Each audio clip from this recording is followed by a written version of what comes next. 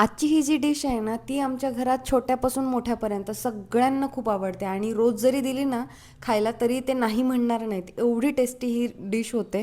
घरात जेव्हा केव्हा इडलीचं, डोश्याचं बॅटर आम्ही भिजत घालतो ना, तर तेव्हा तेव्हा या पद्धतीने आम्ही घरी आप्पे करतो. बनवायला खूप सोपे आहेत आणि टेस्टला खूप छान लागतात. काय करायचं, कांदा घ्यायचा, त्याला चॉपरमध्ये बारीक कापून घ्यायचा आणि मग टोमॅटो घ्यायचा, त्यालाही बारीक चॉप करून घ्यायचं.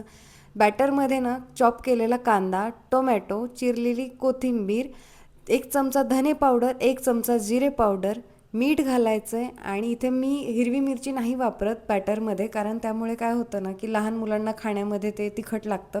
म्हणून मिरची पावडर टाकते मी, इथे लाल तिखट यूज करते.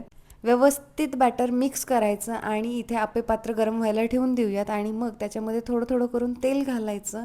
तेल व्यवस्थित पॅनमध्ये पसरवून घ्यायचं आणि मग त्यामध्ये थोडं थोडं करून बॅटर घालायचं आणि त्यावरती झाकण ठेवून त्याला 2 मिनटं वाफेवरती मंद आचेवरती कुक करून घ्यायचं आणि मगच त्याला आपल्याला पलटून दुसऱ्या बाजूने सुद्धा क्रिस्पी होईपर्यंत आपल्याला त्याला भाजून घ्यायचं आहे. धणे जिरे पूड घातल्यामुळे काय होतं ना, ह्याला आप्यांना खूप छान टेस्ट येते. तर नक्की या पद्धतीने एकदा डिश ट्राय करा आणि व्हिडिओ आवडला असेल तर प्लीज व्हिडिओला लाईक आणि चॅनलला सबस्क्राईब करा. Thanks for watching.